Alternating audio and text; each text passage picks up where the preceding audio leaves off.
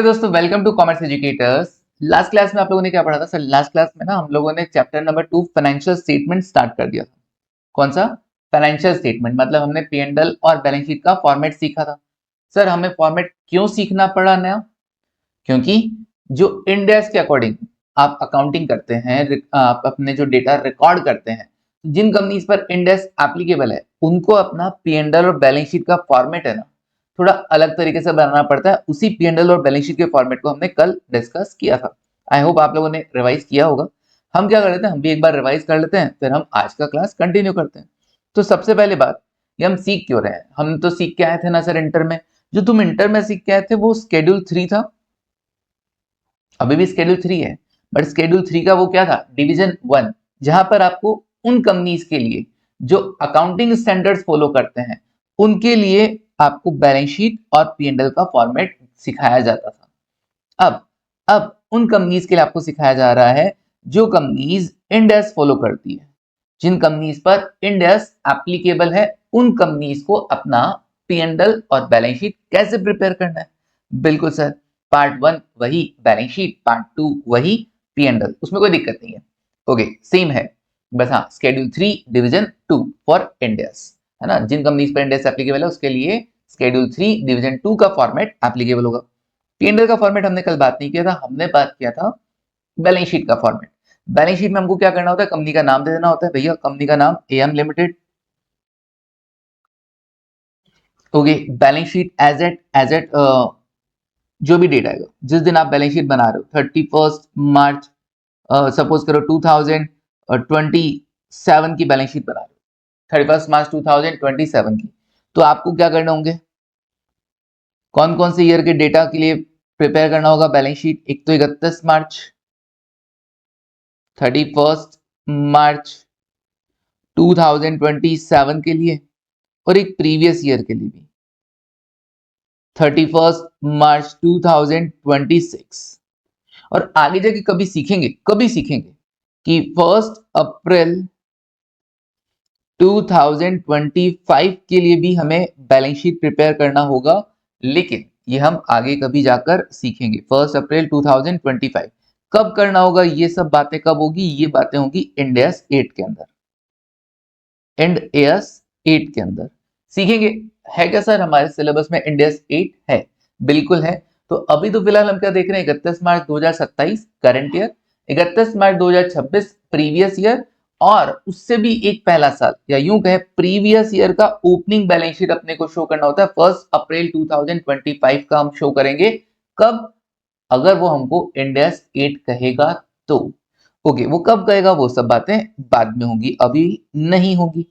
Okay, बस idea दे दिया आपको। चलिए अब हम क्या करें सर, अब हम एक बार रिकॉल कर लेते हैं। एसेट्स में सर सब क्या था? सबसे पहले एसेट्स से स्टार्ट होगा, फिर इक्विटी एंड लायबिलिटीज आएगा। एसेट्स में क्या आएगा सर? पहले एसेट्स में नॉन करंट एसेट और then current asset. Non current asset में 6 नाम आपको पढ़ाए थे पहले, कौन कौन से सर? सबसे पहले पीपी, प्रॉपर्टी प्लांट इक्विपमेंट। दूसरा नंबर पे क्या है? अच्छा, दूसरा नंबर पे है कैपिटल WIP, जो भी काम चल रहा हो। तीसरा नंबर पे इन्वेस्टमेंट प्रॉपर्टी, फोर्थ नंबर पे गुडविल है, फिर अदर इंटेंजिबल एसेट, और फिर इंटेंजिबल एसेट अंडर डेवलपमेंट है। 6 एसेट, राइट? ओके, फिर उसके बाद चार और कौन सी? चार और में है biological assets other than bearer plant. Bearer plant मतलब कोकोनट जो है ट्री, और जो मैंगो ट्रीज है, ये बायोलॉजिकल एसेट्स में कवर नहीं, वो पीपी का पार्ट बनते हैं। पता था? बिल्कुल सर। और उसके बाद फाइनेंशियल एसेट्स, और उसके बाद डेफर्ड टैक्स एसेट, और उसके बाद अदर नॉन करंट एसेट। वापस बोल रहा हूँ, ये 4 ऐसा लाइन से याद करना, इससे आगे का सब बनेगा। वो 6 अलग कर दो, ये 4 अलग कर दो। 4 कौन सी है? Biological asset other than bearer plant, फिर क्या है? फाइनेंशियल एसेट, फिर क्या है? डेफर्ड टैक्स एसेट, और फिर है अदर नॉन करंट एसेट। अच्छा, इन्हीं 4 के बेसिस पर अब हम करंट एसेट्स के 4 नाम लेते हैं। बायोलॉजिकल एसेट्स की जगह तो लिख दो इन्वेंट्री। बायोलॉजिकल एसेट्स की जगह लिख दो करंट एसेट में क्या? इन्वेंट्री। फाइनेंशियल एसेट की जगह फाइनेंशियल एसेट ही आएगा। क्या क्या चीजें आ जाएंगी? अच्छा, यहाँ पे तो इन्वेस्टमेंट था, ट्रेड रिसीवेबल था, लोन था। यहाँ पर इन्वेस्टमेंट, ट्रेड रिसीवेबल, करंट में इन्वेस्टमेंट, ट्रेड रिसीवेबल, लोन तो आएगा ही आएगा। कैश एंड कैश इक्विवेलेंट भी लिख देना, कैश एंड कैश इक्विवेलेंट भी लिख देना। तो इन्वेस्टमेंट, ट्रेड रिसीवेबल और लोन तो आएगा ही आएगा, कैश एंड बैंक बैलेंस भी लिख देना। उसके बाद सर वहां पे डेफर्ड टैक्स एसेट था, यहाँ पे करंट टैक्स एसेट लिख देना। वहां पे अदर नॉन करंट एसेट था, यहाँ पे अदर करंट एसेट लिख देना। इसका मतलब सर यहाँ पे भी 4 ही है, बिल्कुल। बायोलॉजिकल एसेट्स को रिप्लेस करके इन्वेंट्री लिख देना, फाइनेंशियल एसेट सेम रह जाएगा। वहां डेफर्ड टैक्स एसेट है, यहाँ पे करंट टैक्स एसेट है, वहां पे अदर नॉन करंट एसेट है, यहाँ पे अदर करंट एसेट है। सिंपल। ओके, ये हो गया asset side. Now equity and liabilities में पहला पार्ट इक्विटी के अंदर भी दो, इक्विटी शेयर कैपिटल और अदर इक्विटी। फोकस किस पे करना, केवल और केवल इक्विटी है, प्रेफरेंस नहीं है। पहले जो शेड्यूल 3 डिवीजन 1 हुआ करता था उसमें शेयर कैपिटल हुआ करता, तो इक्विटी और प्रेफरेंस दोनों लिखा करते, अभी केवल इक्विटी आएगा, प्रेफरेंस किधर आएगा अभी तक हमने बात ही नहीं की है, हो सकता है हम आज बात कर लें। ओके डन सर, आज नहीं करेंगे तो कब करेंगे, कर लेंगे, चलो ठीक है, थोड़ा थोड़ा बताऊंगा लेकिन है ना, कंफ्यूज नहीं होना, एकदम नया बॉम्ब पढ़ूंगा तुमको, नया बॉम्ब है ना, इस बार दिवाली पे नया बॉम्ब आएगा। ओके, तो परेशान नहीं होना बिल्कुल भी, समझना उस चीज को कि इंडेक्स किस तरीके से काम करता है। ओके देखेंगे, फिर उसके बाद other equity, reserve and surplus का नाम हटा के क्या कर दिया गया, अदर इक्विटी।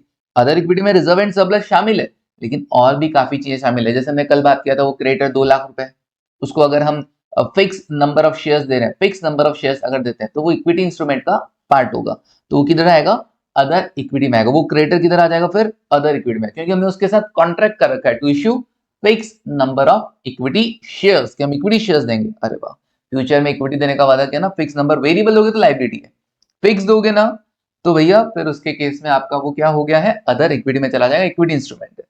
ओके आगे बढ़ते हैं, नेक्स्ट लाइबिलिटीज। लाइबिलिटीज में नॉन करंट लाइबिलिटीज और करंट लाइबिलिटीज, उसमें भी चार चार, वही एसेट्स में जैसे चार चार याद दिया ना तुमने, वैसे इसमें चार।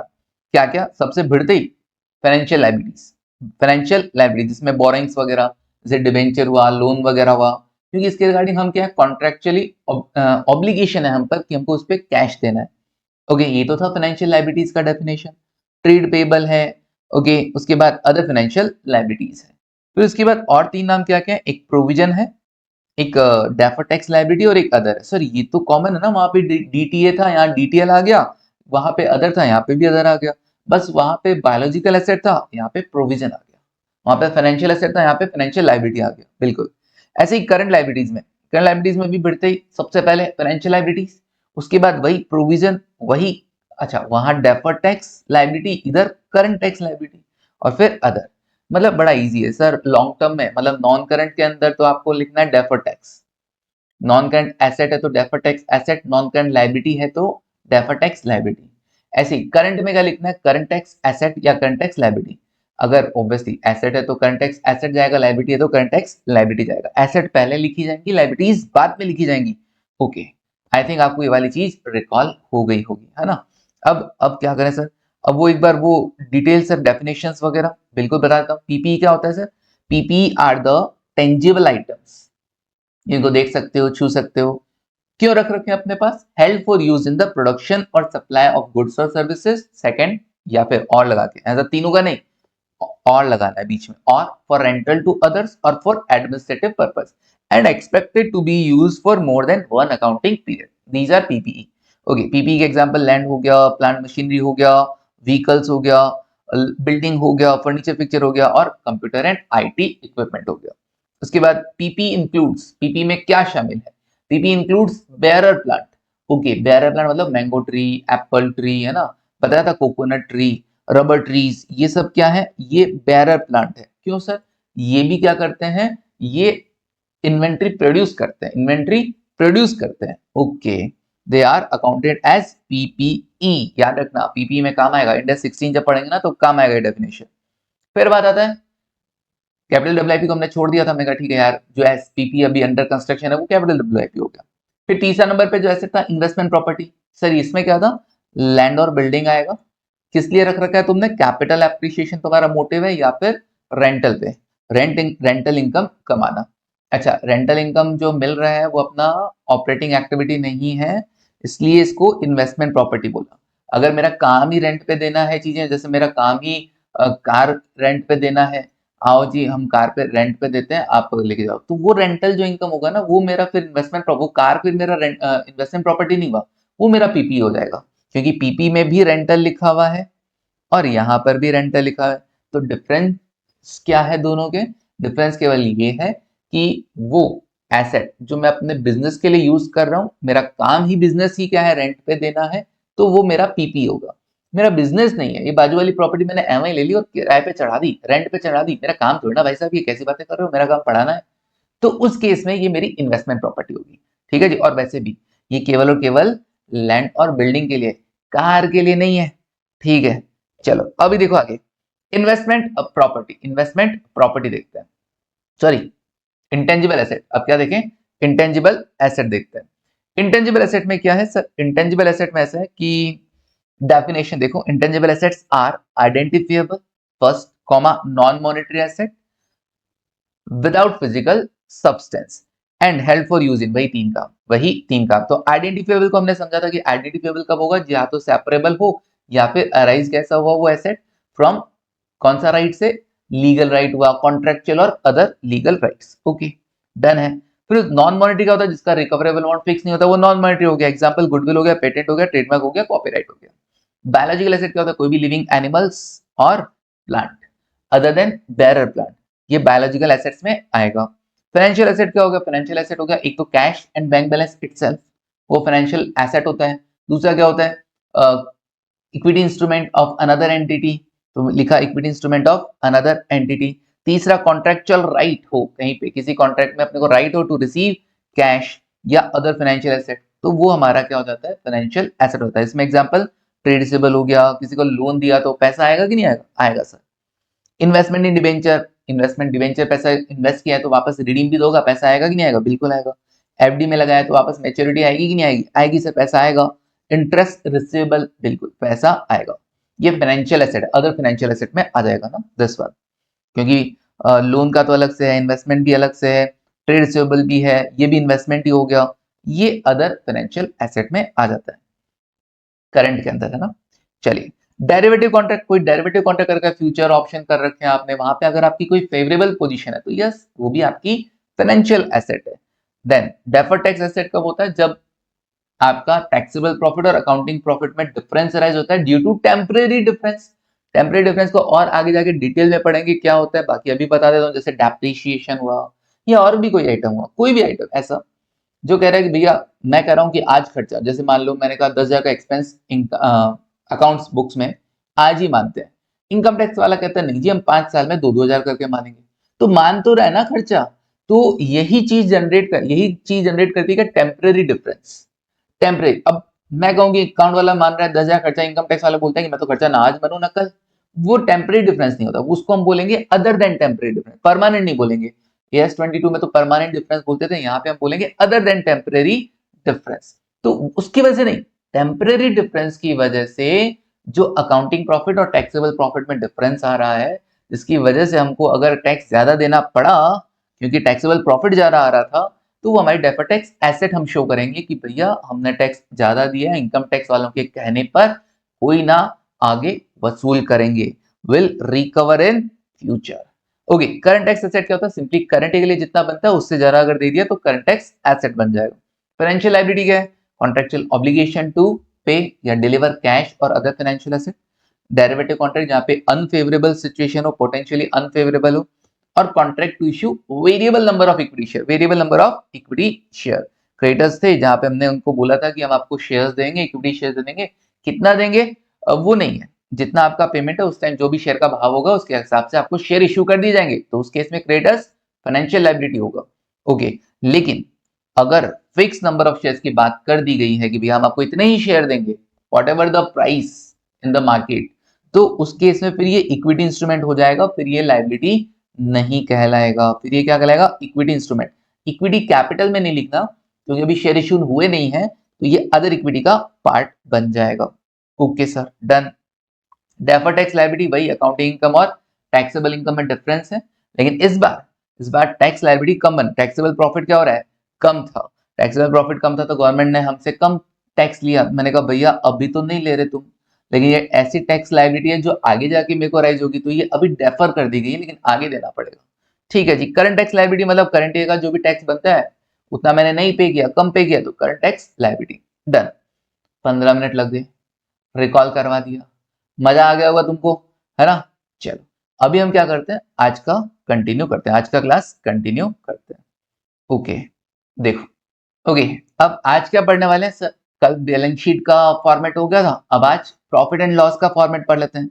Statement of profit and loss, statement of profit and loss. Name of company again AM लिमिटेड। Okay, statement of profit and loss for the period ended, है ना, फॉर द ईयर एंडेड या फॉर द जो भी quarter ended जो भी आपने prepare करना है। तो फॉर द ईयर एंडेड 31 मार्च 2027। तो इसमें भी सर कंपैरेटिव दिया जाएगा, बिल्कुल इसमें भी कंपैरेटिव दिया जाएगा। करंट ईयर का दिया जाएगा 2026-27 और प्रीवियस ईयर का भी दिया जाएगा 2025-26। ओके, डन है। चलिए आगे बढ़े क्या? बिल्कुल सर। इसमें क्या है, इसमें है ना कुछ हद तक तो आपको बिल्कुल परेशान नहीं किया गया, और जैसा आपने इंटर में पढ़ा था ना सेम वैसा ही फॉर्मेट आपको यहां पर गिवन है। क्या sir? Revenue from operation, income के नाम पे पहला क्या? रेवेन्यू फ्रॉम ऑपरेशन, फिर other income. Okay, total income आ गया, दैट्स इट। इनकम वाली साइड कंप्लीट होगी। क्या क्या? रेवेन्यू फ्रॉम ऑपरेशन और other income. Okay, revenue from operation में क्या आएगा? जो आपकी ऑपरेटिंग एक्टिविटी, जैसे मेरा काम पढ़ाना है तो आपसे जो मेरा को फीस कलेक्शन होता है वो थोड़ा बहुत पैसा, वो मेरा रेवेन्यू फ्रॉम ऑपरेशन है। मेरा रेंटल इनकम है ना, अदर इनकम है, रेंट पे दे दिया, मुझे इंटरेस्ट की कमाई होती है, मुझे डिविडेंड की कमाई होती है, वो सब मेरा क्या है? Other income. वो सब मेरा क्या है? अदर इनकम है। Okay, done. चलिए आगे देखो, ये हो गया टोटल इनकम। फिर खर्चे, खर्चे में नाम क्या क्या? खर्चे में है सी CPCEFDO, CPCEFDO। ओके, CPCEFDO,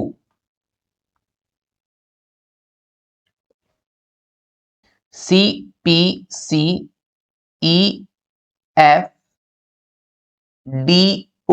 ओ, अब समझ में आया सर ये क्या बोल रहे थे? CPCEFDO। C4 cost of material consumed, opening stock of raw material plus purchases of raw material minus closing stock of raw material, closing stock of raw material. Okay, किस किस का? Opening stock, raw material, purchase of raw material, closing stock of raw material. Okay, plus कोई direct expense अगर जैसे frat inward वगैरह हुआ वो सब भी यहाँ पे आ जाएगा। कोई फ्रैट इनवर्ड वगैरह हुआ तो वो भी यहाँ पे आ जाएगा। गुड्स को लाने का खर्चा वगैरह। ओके, फिर purchase of stock in trade. मान लो तुम्हारा काम रॉ मटेरियल है ही नहीं, मैन्युफैक्चरिंग है ही नहीं, तुम तो बस तैयार माल लेकर आते हो, उसी को बेच देते हो, तो purchase of stock in trade में आ जाएगा। फिर change in inventory, change in inventory मतलब हमेशा कैसे लेना? Opening stock minus closing stock, opening stock minus closing stock. Okay, opening minus closing हमेशा। चेंज इन इन्वेंट्री हमेशा क्या लोगे? Opening minus closing. किस किस का? रॉ मटेरियल नहीं, फिनिश गुड्स का, WIP का और स्टॉक इन ट्रेड। सर ये क्या है? अरे वो तैयार माल है ना, जो मैन्युफैक्चरिंग काम नहीं हो तुम्हारा, सिर्फ बना बनाया माल लाते हो बेच देते हो, तो वो stock in trade. Okay sir, ठीक है। ओपनिंग माइनस क्लोजिंग लेना है हमेशा। हाँ, ओपनिंग माइनस क्लोजिंग लेना। सो नेगेटिव आया तो कोई बात नहीं, नेगेटिव आएगा तो ब्रैकेट में शो करेंगे, बट लेना ओपनिंग माइनस क्लोजिंग। ऐसा मत देखना नेगेटिव आ गया चलो क्लोजिंग माइनस ओपनिंग ले लेते हैं, नहीं ऐसा नहीं चलेगा। ओके, एम्प्लॉय बेनिफिट एक्सपेंसेस, इसमें क्या होता है? तो CPC, C for cost of material consumed हो गया, P for purchase of stock and trade हो, purchase of stock and trade हो गया, again C for change in inventory हो गया। Now EFDO, E for employ benefit expenses. Employees को कुछ भी दे रहे हो, सैलरी हुआ, कमीशन हुआ, ठीक है, और कोई कुछ भी ग्रेचुइटी का या जो भी अमाउंट आप उसके लिए साइड रखो, वो एक्सपेंस का माना जाएगा? एम्प्लॉय बेनिफिट एक्सपेंस माना जाएगा। किसी तरह उसको कंपनसेट कर रहे हो, वो सब employ benefit expenses. Okay, finance cost में सर इंटरेस्ट हुआ, ठीक है ना, interest on loan, interest on debentures, bank charges, ये सब फाइनेंस कॉस्ट है, ये सब फाइनेंस कॉस्ट है। और एक मजे की बात बताऊं क्या? मजे की बात, हिल जाओगे तुम लोग, हिल जाओगे। Dividend on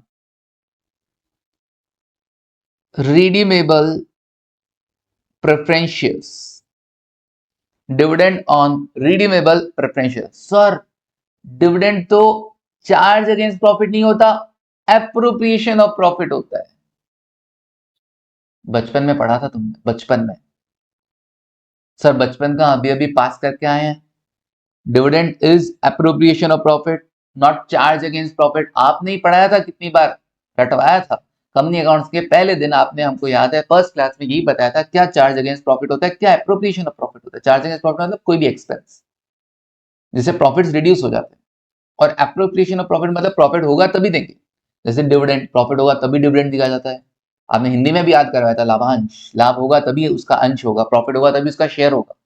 transfer to reserve, bonus to share holder, ये सब प्रॉफिट होता है तभी देते हैं। तो ये तो अप्रोप्रिएशन का आइटम है, इधर क्यों लिखा।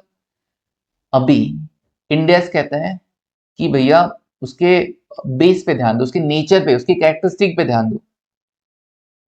प्रेफरेंस शेयर को इक्विटी में शामिल नहीं किया था ना, नहीं किया था। अब एक बात बताता हूं, सुनना। थोड़ा हिम्मत हिम्मत रखना आपने, है ना, हिम्मत भगवान तुमको हिम्मत दे, ताकत प्रदान करे, है ना, प्रोवाइड करवाए। ओके, रिडीमेबल प्रेफरेंस शेयर्स मतलब सर, मतलब ये कि मैच्योरिटी फिक्स है, मान लो 5 साल बाद रिडम्पशन होना है, तो 5 साल तक पहले डिविडेंड दे दोगे और बाद में प्रेफरेंस शेयर होल्डर को उनका पैसा मैच्योरिटी वैल्यू दे दोगे। बिल्कुल, मैच्योरिटी वैल्यू प्रोवाइड करवा दोगे। बिल्कुल, मतलब आपके पास कॉन्ट्रैक्चुअल ऑब्लिगेशन है क्या? क्या आपके पास कॉन्ट्रैक्चुअल ऑब्लिगेशन है टू डिलीवर कैश? हाँ, 5 साल तक डिविडेंड देने का और 5th ईयर के एंड में मैच्योरिटी वैल्यू प्रोवाइड करवाने का हम पर ऑब्लिगेशन है, अगर हमने प्रेफरेंस शेयर इश्यू किया तो सर डेफिनेशन वाइज अगर देखा जाए तो contractual obligation to deliver cash, तो प्रेफरेंस शेयर फिर तो हमारे फाइनेंशियल लायबिलिटी हुई। बिल्कुल, प्रेफरेंस शेयर आपकी फाइनेंशियल लायबिलिटी हो गई है, इसीलिए उसको शेयर कैपिटल में ना दिखाकर हम किधर दिखाते हैं, देखो यहां पर फाइनेंशियल लायबिलिटी, बैलेंस शीट किधर है,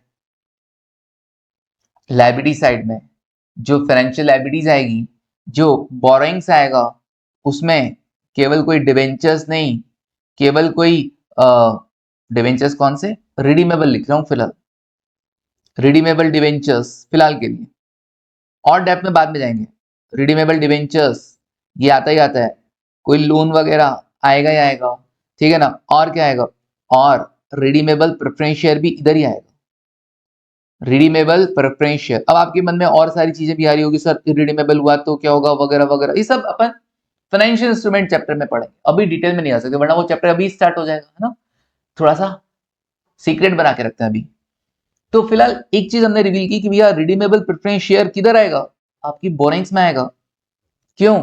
क्योंकि वी आर बाउंड टू पे कैश, फाइनेंशियल अपने पास कॉन्ट्रैक्चुअल ऑब्लिगेशन है, पहले डिविडेंड देंगे और उसके बाद क्या देंगे, मैच्योरिटी वैल्यू देंगे, तो ये अपनी फाइनेंशियल लायबिलिटी हो गया नेचर वाइज, ये अपना फाइनेंशियल लायबिलिटी। सिर्फ नाम से काम नहीं चलता, अभी नाम से कुछ नहीं होगा भैया, तुम्हारा काम क्या है, ठीक है ना, तुम्हारी कैरेक्टरिस्टिक क्या है, तुम किस तरीके से बिहेव कर रहे हो, तो बिहेवियर के बेसिस पर उनका ट्रीटमेंट होता है इंडेक्स के अंदर। बहुत बढ़िया तरीका, बहुत बढ़िया तरीका, एकदम बहुत सही जजमेंट दिया उसने, है ना। आज ऐसा लगता है कि है ना प्रेफरेंस शेयर की जीत हो गई है, भैया वो है ही नहीं, वो redeemable preference share share capital का पार्ट है ही नहीं, सिर्फ नाम से वो शेयर कैपिटल नहीं हो जाता। सर आज तक जो पढ़ा था वो सब धोखा है, छलावा था एक। बिल्कुल, आज तक जो पढ़ा तुमने शेयर प्रेफरेंस शेयर के बारे में, वो सिर्फ एक धोखा बन के रहेगा, छलावा। लेकिन अभी भी वो फॉलो होता है ना, जिन कंपनीज पर एएस चलेगा वो उन पर अभी भी शेयर कैपिटल, वो प्रेफरेंस शेयर कैपिटल इधर ही आएगा शेयर कैपिटल में। बट जिन कंपनीज पर इंड एस एप्लीकेबल है उनको प्रेफरेंस शेयर कैपिटल देखना है कि रिडीमेबल है क्या। अभी मैं और किसी की बात नहीं कर रहा, रिडीमेबल कोई कन्वर्टेबल, मैं किसी की भी बात नहीं कर रहा हूँ, मैं रिडीमेबल प्रेफरेंस शेयर की। मैं एक तो डिविडेंड देना है और फिर उसके बाद अपने को मैच्योरिटी वैल्यू भी देना है, दोनों ही कॉन्ट्रेक्चुअल ऑब्लिगेशन है, तो पक्का पक्का ये अपनी लाइबिलिटी हुआ, ठीक है ना, पक्का पक्का ये अपनी लाइबिलिटी हो गया। अभी मैं और किसी की बात नहीं कर रहा हूँ, ठीक है, आप भी मत करना, ठीक है जी, आगे बढ़ते हैं, देखो जरा। ओके, डन सर, तो इस पर जो डिविडेंड देंगे फिर वो हमारा फाइनेंस कॉस्ट हुआ। बिल्कुल, इस पर जो भी डिविडेंड दोगे ना वो हमारा इंटरेस्ट ही तो है, फाइनेंस कॉस्ट ही, और क्या, डिविडेंड नाम है उसका बट है फाइनेंस कॉस्ट। ओके, गजब बात थी सर, गजब। ओके, चलो आगे देखते हैं, है ना, धीरे धीरे समझना, गले उतारते चलना, ये दो चार चीजें, इसीलिए मैं इसको थोड़ा टाइम ले रहा हूँ, धीरे धीरे पढ़ा रहा हूँ एकदम। सर बाद में तेज पढ़ाओगे, नहीं, अपन धीरे धीरे, रेगुलर है ना, रेगुलर के अपन एकदम धीरे धीरे पढ़ेंगे, एकदम धीरे, रेगुलर बैच में धीरे धीरे एकदम बढ़िया से ना। चलो फिर depreciation and amortisation. Depreciation and amortisation में क्या होगा सर? डेप्रिसिएशन एंड अमोर्टाइजेशन वही, एक तो पीपी पर डेप्रिसिएशन आ जाएगा और दूसरा जो इंटेंजिबल एसेट है ना उस पे क्या आ जाएगा? अमोर्टाइजेशन आ जाएगा। बिल्कुल, डेप्रिसिएशन एंड अमोर्टाइजेशन एक्सपेंसेस। फिर ओ फॉर अदर एक्सपेंस, जो भी एक्सपेंसेस ऊपर सीएफसी सीपीसी ईएफडीओ के अंदर शामिल नहीं हुए ना, सीपीसी ईएफडीओ में, ईएफडी के अंदर, तो ओ में आ जाएंगे। Okay, other expenses. ये आ गया total expenses. Now total expenses के बाद ये आ गया, इसको बोलेंगे प्रॉफिट और loss before exceptional items and taxes. फिर कुछ एक्सेप्शनल आइटम जो कभी कभार यदा कदा होते हैं वो आएंगे, और फिर आ जाएगा प्रॉफिट और loss after exceptional items. Okay जी, डन है यहां तक? ठीक है सर, हमको है ना, हमको ये एक्सेप्शनल आइटम नहीं पता है। एक बच्चे ने बोला सर हमको ये एक्सेप्शनल आइटम नहीं पता, आप एक लिस्ट लिखवा देंगे हमारे लिए इजी रहेगा। मैं कहा ठीक है जी, ओके है, एक लिस्ट लिखवा देते तुमको एक्सेप्शनल आइटम की। चलो चलते हैं नोट्स की तरफ, है ना। तो लिखो, एक्सेप्शनल आइटम क्या होते हैं? एक्सेप्शनल आइटम्स की एक लिस्ट लिख लेते हैं कि यहाँ पे क्या क्या चीजें आने वाली हैं। In statement of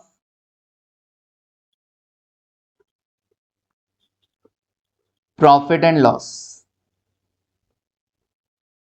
statement of profit and loss. Okay, देखो पहले अगर हम बात करें डेफिनेशन की, सिर्फ वो जो कल हमने लिखे थे फाइनेंशियल टर्म्स के आगे लिख सकते हैं, बिल्कुल इसके आगे लिख सकते हो, फाइनेंशियल टर्म्स, है ना। डेफिनेशन, डेफिनेशन कौन सा नंबर था सर? वो लास्ट नंबर था 10th। आप 11th करके लिख सकते हो, आप 11th करके लिख सकते हो। ये लो 11 एक्सेप्शनल आइटम। तो डेफिनेशन में क्या आएगा? एक्सपेंसेस और इनकम, एक्सपेंस और इनकम, ऐसा एक्सपेंस या ऐसी income from ordinary activities, from ordinary activities. ऐसा नहीं है कि कोई एक्स्ट्रा ऑर्डिनरी हो, एक्स्ट्रा ऑर्डिनरी, ऑर्डिनरी एक्टिविटीज, ऐसे इनकम या ऐसे एक्सपेंसेस जो किससे राइज हो? From ordinary activities but not expected. Extra ordinary तो वर्ड ही हटा दिया गया, पहले हुआ करता था कि before exceptional and extraordinary item, अभी एक्स्ट्रा ऑर्डिनरी तो हटा दिया, केवल एक्सेप्शनल। उसमें क्या क्या आएगा? Not expected, but not expected to recur, बार बार नहीं होता, फ्रिक्वेंटली और रेगुलरली, रेकर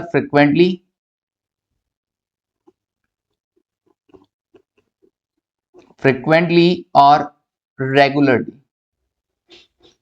मतलब कभी कभार होते हैं। तो है तो ऑर्डिनरी एक्टिविटीज से, लेकिन होते कभी कभार हैं। एग्जाम्पल्स, एग्जाम्पल्स देखते हैं। नॉट एक्स्ट्रा ऑर्डिनरी तो आएगा ही नहीं, एक्स्ट्रा ऑर्डिनरी तो आएगा ही नहीं, ये ध्यान रखना। एक्सेप्शनल है, not extraordinary, not extraordinary, not extra ordinary.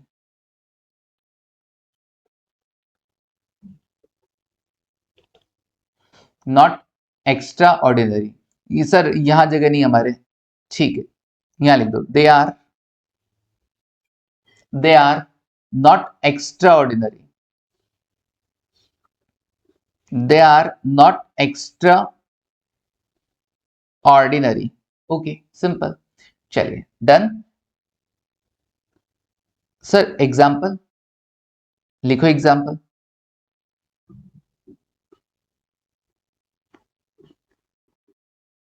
Example देखो, फर्स्ट, प्रॉफिट और loss on sale of a business segment, profit और loss on sale of a business segment. कोई बिजनेस सेगमेंट बेच दिया, उससे कोई प्रॉफिट लॉस आ रहा है, वो इधर आ जाएगा। दूसरा, रीस्ट्रक्चरिंग कॉस्ट, रीस्ट्रक्चरिंग कॉस्ट,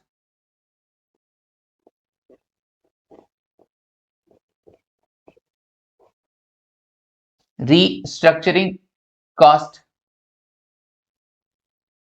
जैसे कि मान लो कोई यूनिट अपने को बंद करनी है, उसमें अपने को कंपनसेशन वगैरह दे रहे हैं, जैसे लाइक कंपनसेशन,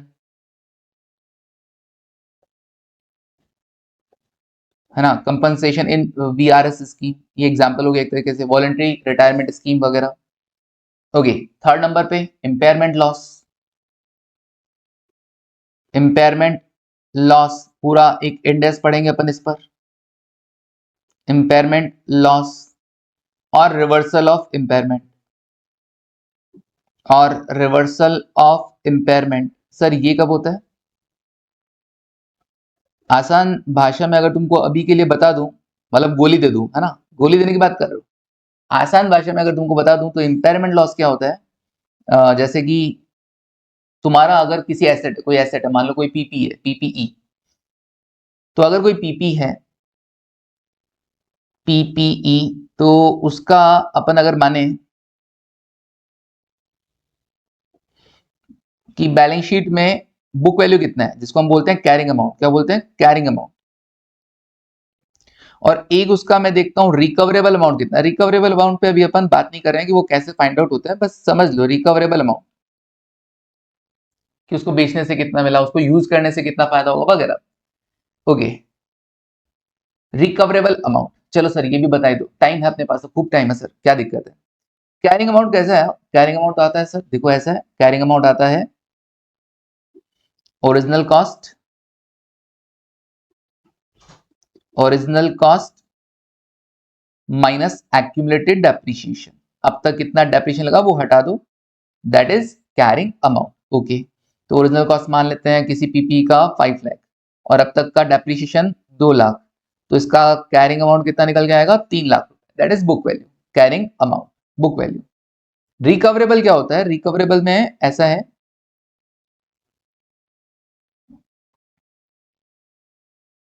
रिकवरेबल में कुछ ऐसा है कि हमको एक देखना होता है ना, क्या देखना होता है?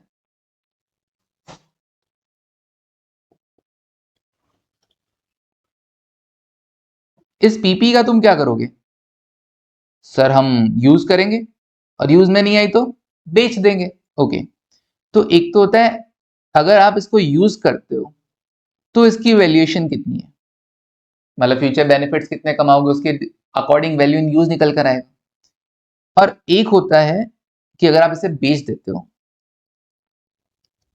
तो इसका फेयर वैल्यू कितना है, मार्केट में फेयर वैल्यू कितना है, less, fair value less cost of disposal, बेचने का खर्चा भी तो लगेगा। नॉलेज ले रहे हैं अपन, किधर से भी मिले ले लेना चाहिए ना, किधर से भी मिले ले लेना चाहिए। ओके, तो वैल्यू इन यूज और फेयर वैल्यू। ओके, तो रिकवरेबल अमाउंट कैसे डिसाइड होगा? सर वैल्यू इन यूज और फेयर वैल्यू। देखो वैल्यू इन यूज कितना है, मान लो अगर हम इस पीपी को यूज करते हैं तो जो हमको बेनिफिट्स मिलेंगे फ्यूचर में, उसके अकॉर्डिंग अगर आज इस पीपी का वैल्यू देखा जाए तो इसका वैल्यू निकल के आता है, मान लेते हैं कितना, 2.5 लाख, 2.5। फेयर वैल्यू कितनी है इसकी मार्केट में? फेयर वैल्यू मार्केट में है 3 लाख रुपए का, लेकिन कॉस्ट ऑफ डिस्पोजल कितना है? 0.3 लाख का। तो उसके अकॉर्डिंग 2.7 लाख अपने को नेट मिल जाएगा, मार्केट में बेचेंगे 3 लाख मिलेगा, लेकिन बेचने का खर्चा ही 30,000 पड़ जाएगा, तो 2,70,000 मुझे नेट मिल जाएगा। अब एक बात बताओ, पहले तो मुझे ये बताओ रिकवरेबल अमाउंट कितना होगा, रिकवरेबल अमाउंट कितना होगा, रिकवरेबल अमाउंट कितना होगा? हाँ जी, देखा क्या तुमने रिकवरेबल अमाउंट कितना आएगा? सोचा क्या, दिमाग लगाया क्या तुम लोगों ने रिकवरेबल अमाउंट पे? सर रिकवरेबल अमाउंट है ना, ऑब्वियसली डिपेंड करेगा कि तुम उसे यूज करना चाहते हो कि उसे बेच देना चाहते हो। सर यूज करेंगे तो बेनिफिट आप 2.5 लाख का बता रहे हो, 2.5 लाख का, अगर बेचेंगे तो 2.7 लाख का फायदा हो रहा है, तो ऑब्वियसली बेचने में ज्यादा फायदा है, तो रिकवरेबल अमाउंट कितना होगा? 2.7 लाख होगा। ओके, तो रिकवरेबल अमाउंट हमने डिसाइड कर दिया है कितना आएगा, हायर ऑफ, है ना, हायर ऑफ क्या क्या, वैल्यू इन यूज और fair value. Okay, value in use और fair value less cost to sell बोलते हैं इसको, fair value less cost to sell. Okay, cost to sell या cost of disposal. Okay, done है। कितना आएगा सर? ये आएगा 2.7 लाख, 2.7 लाख। ठीक है, 2.7 लाख। अब जरा इसका कैरिंग अमाउंट देखो, कैरिंग अमाउंट कितना? 3 लाख। 3 लाख हमारी बुक में इस पीपी का वैल्यू है, जबकि इसका रिकवरेबल अमाउंट, चाहे यूज कर लूं चाहे बेच दूं, कोई भी हिसाब लगा लूं, कोई भी एडजस्टमेंट बैठा लूं, 2.7 लाख से ज्यादा नहीं बैठ रहा। तो फिर मैं अपनी बुक्स में इसको 3 लाख पे क्यों दिखाऊंगा? मैं भी इसको कम करके किस पे लेके आऊंगा? 2.7 लाख पे लेके आऊंगा। तो 30,000 का मुझे क्या बुक करना पड़ेगा? इंपेयरमेंट लॉस बुक करना पड़ेगा, इंपेयरमेंट लॉस बुक करना पड़ेगा। ओके, सो मैं यहां पे लिख देता हूं impairment loss is equals to carrying amount minus recoverable amount, carrying amount minus recoverable amount। Okay, तो कैरिंग अमाउंट कितना? 3 लाख और रिकवरेबल अमाउंट कितना? 2.7 लाख। तो 30,000 रुपीज का क्या कर लिया जाएगा? इंपेयरमेंट लॉस बुक कर लिया जाएगा। ओके, ये हम पढ़ेंगे इंडेक्स 36 में, इंडेक्स 36 में। ओके, बट अभी क्यों बताया? अभी इसलिए बताया ना, आया नाम तो फालतू में कंफ्यूजन रहेगा, कोई फायदा नहीं रहेगा, तो थोड़ा थोड़ा बताते हुए चल रहा हूं। रिवर्सल कब? रिवर्सल तब ऑब्वियसली, अभी कैरिंग अमाउंट ज्यादा, रिकवरेबल कम था। इन फ्यूचर अगर तुम्हें लगे कि साइन चेंज और बहुत कुछ चीजें पढ़ेंगे अपन कि कभी रिकवरेबल ज्यादा हो गया कैरिंग से, तो फिर हमको रिवर्स भी करना पड़ सकता है, तो देखेंगे वो कैसे होगा। फिलहाल के लिए इतना है ना। चलो आगे देखते हैं। नेक्स्ट क्या हो सकता है सर? कभी एक्सेप्शनल आइटम पढ़ रहे हैं अपन, एक्सेप्शनल आइटम। सर कभी ऐसा है कि इन्वेंट्री का है, कभी हम कहते हैं कि इन्वेंट्री जितनी शो रखी है बुक्स में उससे एक्चुअली उसकी वैल्यू कम है, मार्केट वैल्यू कम है, तो राइट ऑफ बोलेंगे। ठीक है ना, राइट ऑफ इन्वेंट्री वैल्यू। छोटा मोटा नहीं, बड़ा आइटम। छोटा मोटा तो इधर उधर ही एडजस्ट हो जाएगा, छोटा मोटा तो इधर ही एडजस्ट हो जाएगा, ह्यूज अमाउंट। ओके, नेक्स्ट, और कोई कानून केस वेस कर रखा हो उसका सेटलमेंट, लिटिगेशन सेटलमेंट, कोई पैसा आया पैसा गया, ये सब एक्सेप्शनल में जाएगा। सर एक्सेप्शनल का आइटम तो बहुत ज्यादा हो गए, हाँ, लेकिन होते कब कब है? बहुत कम रेयर केस में होता है, तभी वो एक्सेप्शनल है। Okay, loss due to fire. अब कोई बोले हमारे तो आग लगती रहती है, बाजू वाले को देख के आग लग जाती है, तो भैया फिर उपाय नहीं है, फिर तो तुम्हारे हर साल ही आएगा ये। लॉस ड्यू टू फायर हुआ, फ्लड हुआ, ठीक है, कोई चोरी वोरी हो गई, थेफ्ट, तो ये आइटम इधर आएगा, सिंपल। चलिए उसके बाद नेक्स्ट और क्या है सर?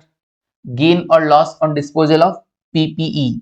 लेकिन ये बहुत लार्ज केस में, एक्सेप्शनल केस में बहुत ज्यादा, चलो एक बार इसको अपन नहीं लिखते, पीपीई का गेन लॉस नहीं लिखते अपन यहाँ पे, है ना। Okay, provision for onerous contract, ये भी मत लिखो भले। प्रोविजन फॉर ऑनरस कॉन्ट्रैक्ट मतलब ऐसा कोई कॉन्ट्रैक्ट किया हो जिसमें मान लो मेरा जैसे आगे जाके मुझे वो क्या हो गया, वो मेरे को लगने लगा कि उसमें मेरे को प्रॉफिट नहीं होगा, लॉस हो जाएगा। पहले मैंने सोचा था कि यार कॉन्ट्रैक्ट की कॉस्ट पड़ेगी 5 लाख और मेरे को कॉन्ट्रैक्ट रेवेन्यू मिल जाएगा 6 लाख का। अब मेरी कॉन्ट्रैक्ट की कॉस्ट ही 6.5 लाख हो गई, तो 50,000 का नुकसान और बैठेगा। दैट इज ऑनरस कॉन्ट्रैक्ट, और उसमें जो प्रोविजन बनेगा वो प्रोविजन फॉर ऑनरस कॉन्ट्रैक्ट, ये एक्सेप्शनल आइटम हो गया।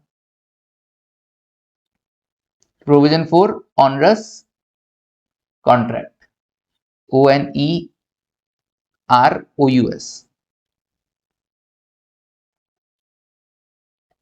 लॉ का वर्ड आ गया ना, कोई ना। इसका एग्जाम्पल बस याद रख लेना कि estimated cost is greater than fixed revenue fixed, जो भी रेवेन्यू फिक्स्ड है उससे ज्यादा आपको लग रहा है कि आपका कॉस्ट ज्यादा आ जाएगा, तो भैया ये ऑनरस कॉन्ट्रैक्ट हो गया। इस केस में आपको प्रोविजन बनाना होगा, वो भी किधर लिखोगे? एक्सेप्शनल आइटम में लिखोगे। चलिए डन है क्या? हाँ सर डन है। अब बढ़ते हैं और आगे। और आगे देखो जरा,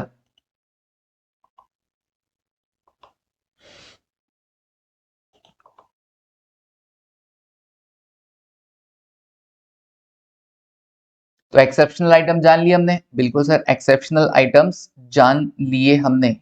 नाउ तो प्रॉफिट और loss after exceptional item and taxation, ठीक है जी, आफ्टर एक्सेप्शनल आइटम, ठीक है। टैक्स, टैक्स यहाँ पे आएगा अभी, एक्सेप्शनल आइटम एंड टैक्स नहीं आएगा, exceptional item and before taxation आना चाहिए, प्रॉफिट और loss after exception item but before taxation.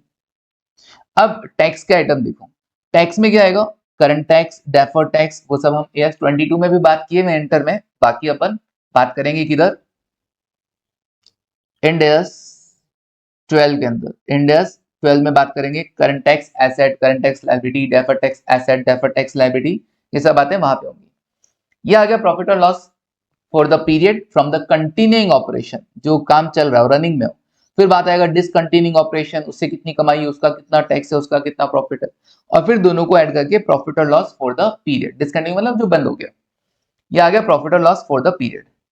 पीएनडल का ये एक पार्ट कंप्लीट, सीपीसी ईएफडीओ, शॉर्ट में सीपीसी ईएफडीओ और एक्सेप्शनल को मैंने डिटेल में बता दिया है, dividend on redeemable preference share भी बताया मैंने आपको, है ना।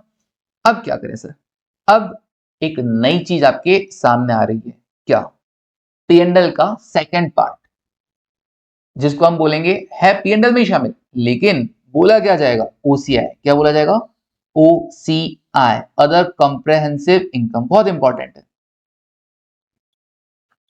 Other comprehensive income, OCI, other comprehensive income. Okay, जब कभी भी किसी आइटम को मुझे ट्रांसफर करने की बात आएगा, कोई एक्सपेंस इनकम को मुझे ट्रांसफर करने का बात आएगा, तो हमेशा दिमाग में बात आएगा कि पीएनडल में जाएगा कि ओसीआई में, है तो ये भी पीएनडल, लेकिन फिर भी बोला जाएगा पीएनडल में जाएगा, पीएनडल में जाएगा मतलब इधर वाला पार्ट में आएगा, इधर वाला पार्ट में आएगा, यहां तक वाले पार्ट में, और ओसीआई में आएगा मतलब ये वाले पार्ट में आएगा। तो हर आइटम के लिए मुझे चेक करना है कि पीएनडल के ओसीआई, पीएनडल के ओसीआई, ओसीआई के आइटम बहुत लिमिटेड है, लिस्ट है हमारे पास, उस लिस्ट को हम याद कर लेंगे, दैट्स इट, खत्म, ओके डन। हल्का सा बता दूंगा कि आखिर ओसीआई आइटम आते क्यों, इनको अलग क्यों रखा गया, बाकी कुछ नहीं है, इन्होंने अपनी एक लिस्ट इश्यू कर रखी है, उसी लिस्ट को अपने को पढ़ना है और वो ओसीआई के आइटम है। ओके, अदर कंप्रेहेंसिव इनकम, उनको अलग रखा गया, सेपरेट रखा गया पीएनडल से, क्यों, क्योंकि ये किसी है ना इंस्टीट्यूट, देखो दो तरीके से इसमें कौन से आइटम आते हैं, मैं आपको लिखवा देता हूँ यहाँ पे, ओसीआई में कौन से आइटम आते हैं, या तो एक इनका नेचर होता है, मैं ये नहीं कहता कि सारे ऐसे ही आते हैं, लेकिन हाँ इनका नेचर है, जैसे अनरियलाइज्ड गेन और लॉसेस, वो इसमें आते हैं, अनरियलाइज्ड गेन और लॉसेस, जैसे कि एसेट को रिवेल किया, रिवेल करने पर मैंने देखा कि मेरे को प्रॉफिट हो रहा है, हो नहीं रहा है, एक्चुअल में बेचा थोड़ा ना एसेट को, 10 लाख के एसेट मैं देख रहा हूँ उसकी मार्केट में फेयर वैल्यू 12 लाख हो गई, 2 लाख का रिवल्यूशन गेन, बेचा थोड़ी ना अभी तक, बट ये 2 लाख का गेन मुझे बुक करना है, रिवल्यूशन गेन बुक करना है, तो वो रिवल्यूशन गेन किधर आएगा, ओसीआई का आइटम। ओके, ऐसे ही कोई फॉरेन ट्रांसलेशन, जो फॉरेन ऑपरेशंस है मेरे ना, बाहर मेरी सब्सिडी कंपनी है, उसके डेटा डॉलर में, डॉलर को जब मैं रुपीज में कन्वर्ट करूंगा तो मेरे को फॉरेन एक्सचेंज गेन भी हो सकता है, लॉस भी हो सकता है। अभी एक्सचेंज और गेन और लॉस एक्चुअल थोड़ी ना है, ये भी अनरियलाइज है, तो इसे किधर शो किया जाएगा, ओसीएम में। तो एक तो क्राइटेरिया हो गया ये, दूसरा क्या क्राइटेरिया हो गया है, ऐसे items not based on performance of company, not based on performance of company. अब भैया रिवल्यूशन गेन या लॉस हो रहा है तो इसमें कंपनी क्या करे, बड़े बड़े मार्केट में वैल्यू बढ़ गई, कम हो गई, ठीक है ना, तो ऐसे आइटम भी आ सकते हैं। फॉरेन ऑपरेशन है, डॉलर का रुपीज में कन्वर्जन पे, तो ये तो एक्सचेंज रेट पे डिपेंड करता है ना, कंपनी के काम पे थोड़ा ना डिपेंड करता है। तो कुछ ऐसे आइटम्स की एक लिस्ट तैयार की गई और ओसीआई के अंदर रखा गया, सारे नहीं, ऐसा नहीं कि सारे अनरियलाइज्ड गेन और लॉस यहाँ पे आते ही आते हैं, नहीं ऐसा नहीं, कोई लड़ाई बहस वाली बात ही नहीं है, उन्होंने लिस्ट दे रखी है, उसी लिस्ट को अपने को याद कर लेना है। इस लिस्ट को भी दो पार्ट में इन्होंने डिवाइड किया है, कौन कौन सा, एक तो बोला items that will not be reclassified to P and L, not be reclassified to P and L, और एक है item that will be reclassified to पीएनडल।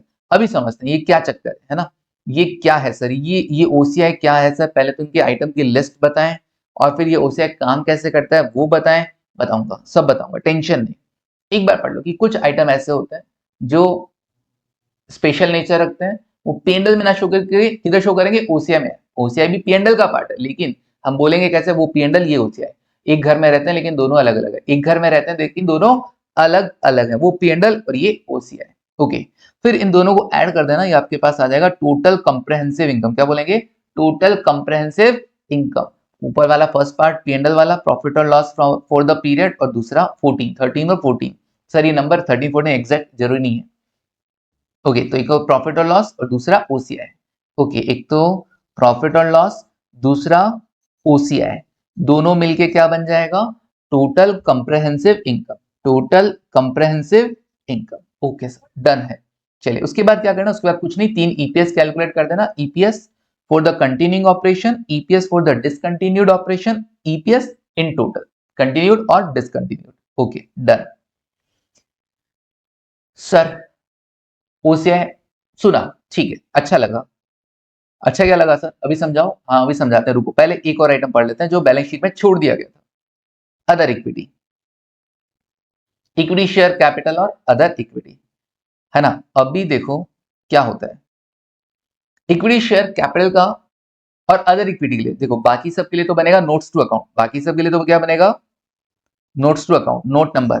बाकी सब के लिए क्या लगेगा, नोट्स टू अकाउंट्स बनेगा, बाकी सब डिटेल देने के लिए। लेकिन इक्विटी कैपिटल और अदर इक्विटी के लिए क्या बनाया जाएगा, स्टेटमेंट बनाया जाएगा। क्या बनाया जाएगा, statement. Statement of changes in equity, statement of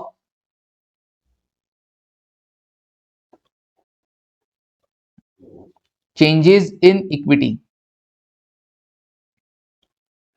क्या नाम देंगे स्टेटमेंट को, statement of changes in equity, जिसको प्यार से बोला जाएगा सोकी।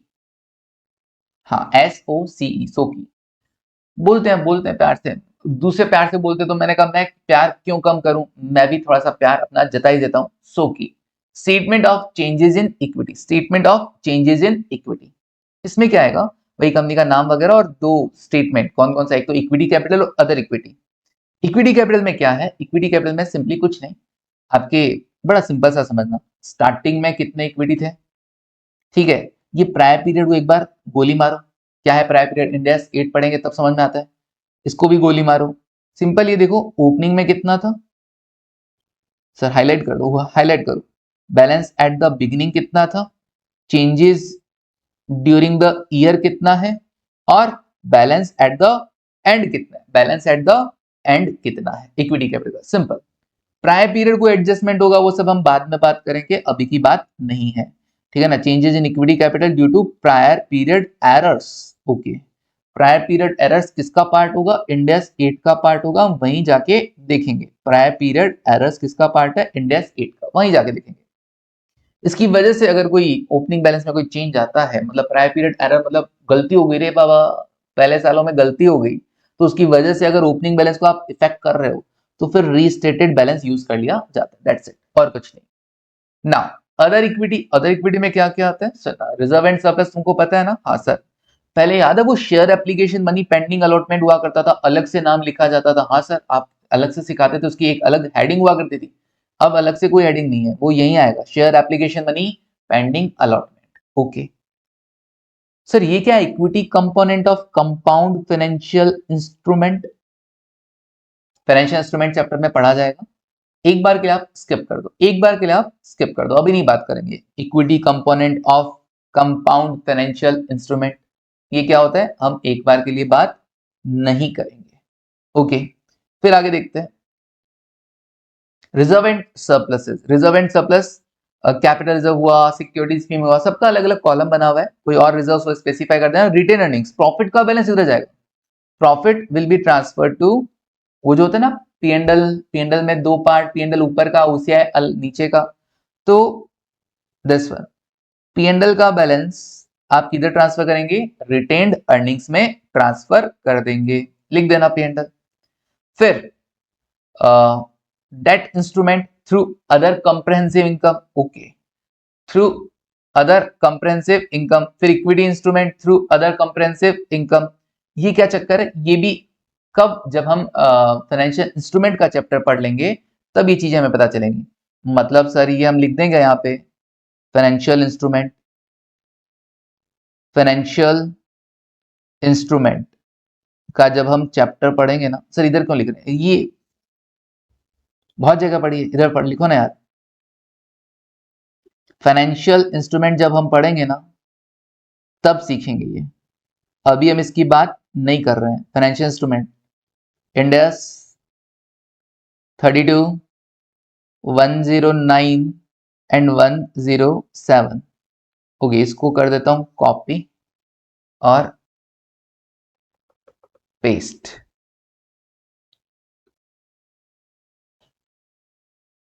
और ये डेट इंस्ट्रूमेंट थ्रू ओसीआई, ये भी बाद में देखेंगे। फिर ये इक्विटी इंस्ट्रूमेंट थ्रू ओसीआई, ये भी हम बाद में देखेंगे, ठीक है।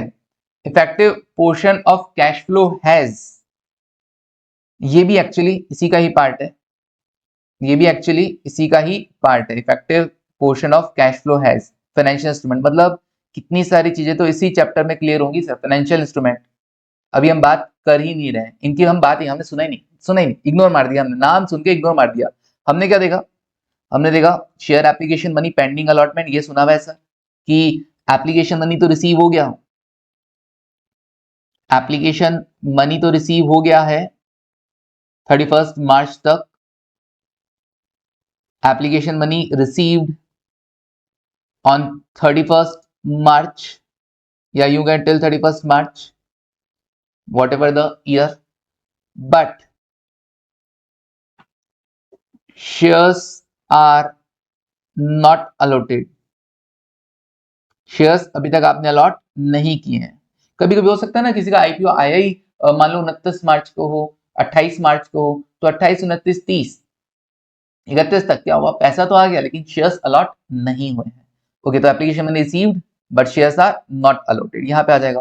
तो मैंने ये आइटम नहीं पढ़ा है, equity component of compound financial instrument मैंने नहीं पढ़ा है। वैसे तुमको एक बताऊं क्या, वो क्रेटर वाला था ना, क्रेटर था ना, तुमको 2 लाख का क्रेटर, इसके लिए फिक्स नंबर ऑफ शेयर्स देने थे।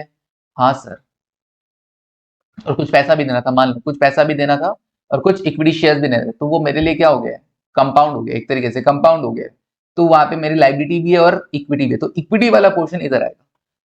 ठीक है, नहीं समझ में आता बात, कोई बात नहीं। रिजर्व एंड सरप्लस, जो भी रिजर्व एंड सरप्लस होंगे सबके नाम स्पेसिफाई किए जाएंगे, सब लिखे जाएंगे। अच्छा, ये डिटेल लिखे आप क्या लिखोगे भाई, डिटेल्स में क्या जाएगा, फिर आगे क्या जाएगा, वही सारा का सारा क्या, बैलेंस एट द बिगिनिंग, फिर चेंजेस जो भी होंगे वगैरह, ठीक है ना। चेंजेस इन, एक तो प्रायर पीरियड एरर्स की वजह से कोई चेंजेस हुआ हो, फिर उसको रीस्टेट कर दिया जाएगा। फिर उसके बाद और क्या, total comprehensive income, total comprehensive income के 2 पार्ट होते हैं सर, एक तो पी एंड एल और एक ओसीआई का आइटम। ओसीआई का कोई आइटम रहेगा वो ओसीआई के कॉलम में चला जाएगा, पी एंड एल का जो भी प्रॉफिट होगा वो रिटेन्ड अर्निंग में चला जाएगा। सर ओसीआई का आइटम बताऊंगा, अभी ये जो मैं नाम तुमसे छुपा रहा हूँ ना, बाद में बात करेंगे, बाद में बात करेंगे, यही ओसीआई का आइटम है। ओके, इनमें काफी ओसीआई के आइटम है। फिर अगर आप कोई डिविडेंड वगैरह देते हो तो उस पर्टिकुलर रिजर्व में से आप माइनस कर देंगे। रिटेन अर्निंग्स में अगर कुछ ट्रांसफर कर रहे हो किसी पर्टिकुलर रिजर्व से, तो उस रिजर्व की कम कर देना, रिटेन अर्निंग्स में बढ़ा देना। मान लो तुम लोग, तुम्हारी इच्छा है कि ये रिवोल्यूशन सरप्लस है, रिवोल्यूशन सरप्लस से निकाल कर हमको रिटेन अर्निंग में ट्रांसफर करना है, तो रिवोल्यूशन सरप्लस में से तो तुम कर देना माइनस और रिटेन अर्निंग में तुम कर देना प्लस, हो गया काम। ओके, फिर बैलेंस आ जाएगा एट द एंड, बैलेंस आ जाएगा एट द एंड कि भाई जो भी ओपनिंग बैलेंस था उसमें आपने कुछ कम किया, बढ़ाया, जो भी था वो सब एडजस्टमेंट आके क्लोजिंग बैलेंस आ जाएगा। ओके, तो सर एक तो एप्लीकेशन मनी पेंडिंग अलॉटमेंट आपने हमको पढ़वाया, और ये रिजर्व एंड सरप्लस मैंने आपको पढ़ाया। ओके, और एक ये रिवोल्यूशन सरप्लस, ये देख लेते हैं, है ना। रिवोल्यूशन सरप्लस की बात हमको पता है कि भाई रिवोल्यूशन गेन कैसे होता है, एसेट की वैल्यू कैरिंग अमाउंट और मार्केट में वैल्यू कुछ और है, बढ़ गया या कम भी हो सकता है, बढ़ेगा तो revolution surplus. Exchange difference on translating the financial statement, AS11 अगर कोई पढ़ के आया तो उसको पता है कि भाई फॉरेन कंपनी में मेरी जो सब्सिडियरी है उसके डेटा डॉलर में है, उस डॉलर को मैं रुपीज में कन्वर्ट करूंगा, अगर तो वो रुपीज में कन्वर्ट करूंगा तो ट्रांसलेट करने पे प्रॉफिट और लॉस अराइज होगा, वो प्रॉफिट और लॉस एक्सचेंज डिफरेंस AS11 में तुमने पढ़ा है। अभी अपन इंडेक्स 21 में पढ़ेंगे, ये रिवोल्यूशन सरप्लस अपन पढ़ेंगे इंडेक्स 16 में, ये पढ़ेंगे अपन इंडेक्स 21 में, सब बाद में आएगा लेकिन थोड़ा थोड़ा नाम बता रहा हूं। तो आएगा वहां पे $1 को कन्वर्ट करने का रुपीज में कन्वर्ट, हर एक आइटम अलग अलग वैल्यू में कन्वर्ट होता है ना, जैसे एसेट्स लायबिलिटी क्लोजिंग रेट पे कन्वर्ट होते हैं, आपने उसमें सब पढ़ा है, कॉस्ट अप्रोच वगैरह, हिस्टोरिकल कॉस्ट पे वैल्यू कर रखा है, फेयर वैल्यू पे वैल्यू कर रखा है। नहीं याद है मुझे पता है, तुम लोगों ने कौन सा एएस ढंग से पढ़ा था, इंडेक्स 21 करोगे तब याद आएगा। फिर अदर आइटम ऑफ ओसीआई कोई हो तो ठीक है। Money received against share warrant, हाँ सर ये अलग से लिखा होता था, share warrant is a right, है ना, कि आपको आप उसके बदले में शेयर लेंगे, तो शेयर वारंट क्या है, पैसा आ रखा है जिसके बदले में हमको शेयर इशू करने हैं, तो ये किधर आएगा, अदर इक्विटी में। शेयर वारंट क्या है, जिसके बदले में अपने को पैसा रिसीव हो रखा है, अपने को इन फ्यूचर क्या करना है, शेयर्स इशू करने हैं, तो money received against share warrant, तो ये भी अदर इक्विटी का पार्ट होगा। अभी अपन इनकी बात करेंगे, किन किन की, share application money, pending allotment, reserve and surplus, ये सब वही नाम है जो अपन ने पहले पढ़ रखे हैं। रिवोल्यूशन सरप्लस ले लिया क्योंकि ये अपन एएस 10 के अंदर पढ़ा हुआ है, और एएस 11 में हमने पढ़ा था एक्सचेंज डिफरेंस के बारे में।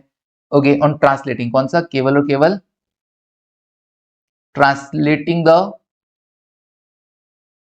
फाइनेंशियल स्टेटमेंट, ट्रांसलेट करना मतलब सिंपली जो आइटम है उनको फॉरेन करेंसी से होम करेंसी में कन्वर्ट करना। ट्रांसलेशन मतलब, ट्रांसलेशन मतलब converting financial statement items in foreign currency, from foreign currency to home currency, from foreign currency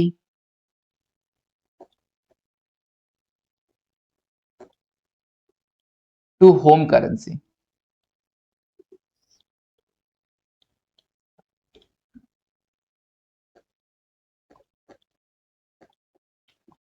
okay done. चलिए, एक से ज्यादा बार पढ़ना ना ये सब चीजें, है ना, एक से ज्यादा बार पढ़ोगे तभी मजा आएगा, तभी समझ में आएगा। कोई कॉम्प्लिकेशन नहीं, कोई दिक्कत हो मुझे मैसेज कर देना तुम, है ना, टेंशन नहीं।